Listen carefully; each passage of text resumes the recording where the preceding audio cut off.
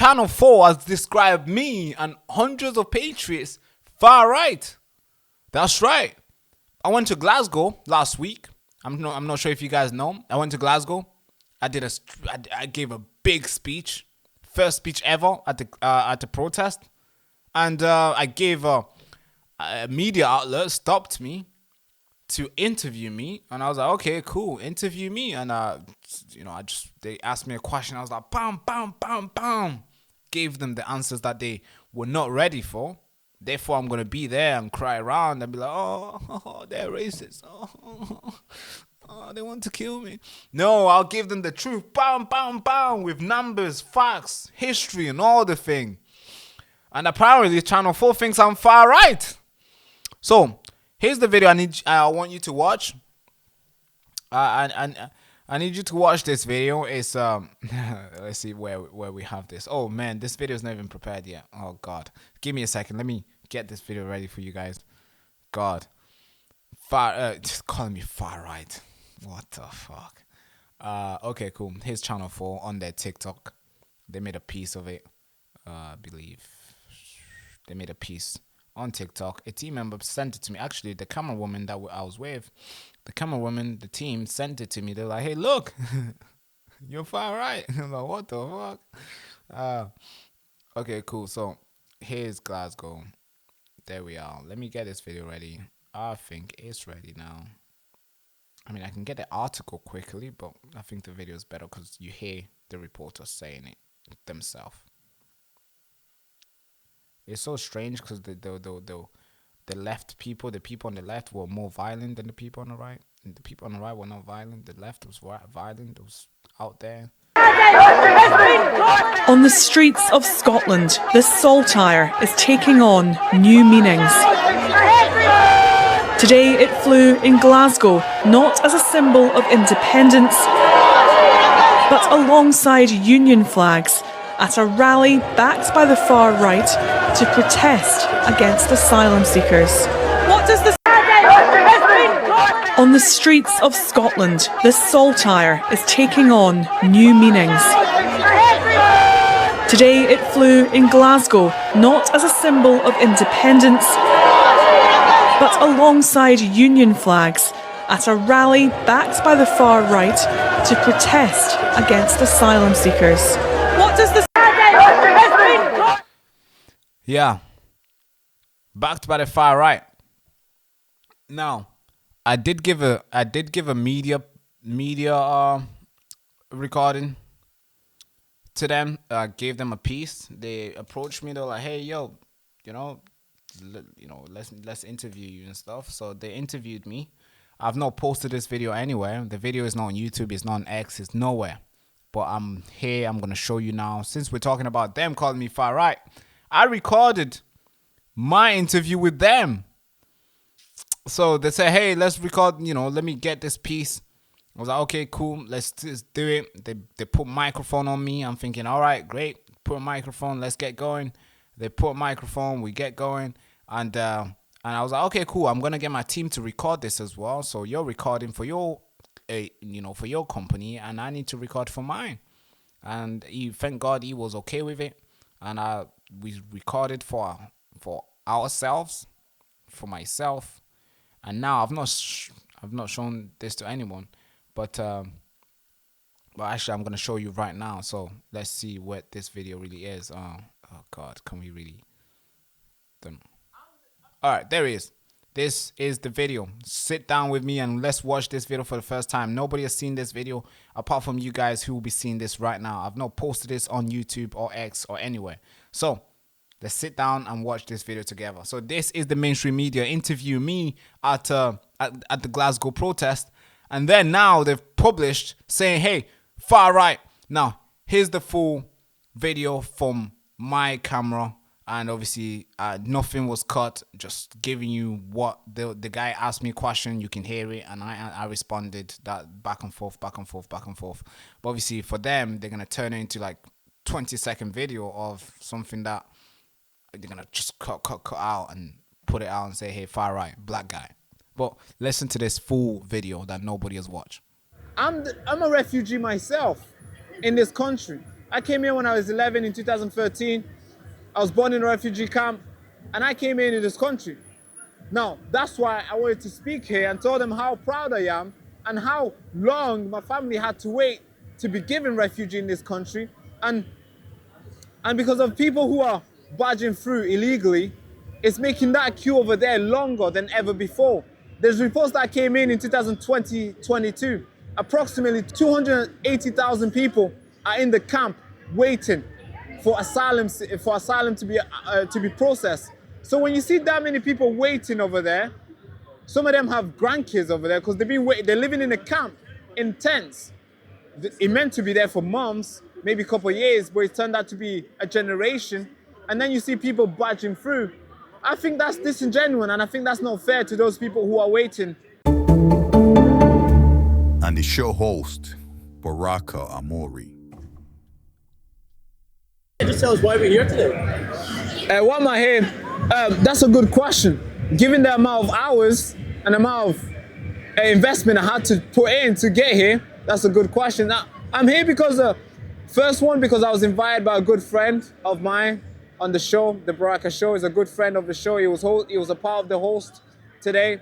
And I'm here because a lot of these protests that take place, it's only white indigenous Brits who go out there and speak. And each time when they speak, they get a lot of people calling them racist, far right, all these words. Right. Now, the reason why I chose to come today is because I'm a refugee myself in this country. I came here when I was 11 in 2013. I was born in a refugee camp, and I came here in this country. Now, that's why I wanted to speak here and tell them how proud I am and how long my family had to wait to be given refuge in this country. And because of people who are barging through illegally, it's making that queue over there longer than ever before. There's reports that came in 2022. Approximately 280,000 people are in the camp waiting for asylum to be processed. So when you see that many people waiting over there, some of them have grandkids over there because they're living in a camp in tents. It meant to be there for months, maybe a couple of years, but it turned out to be a generation. And then you see people barging through.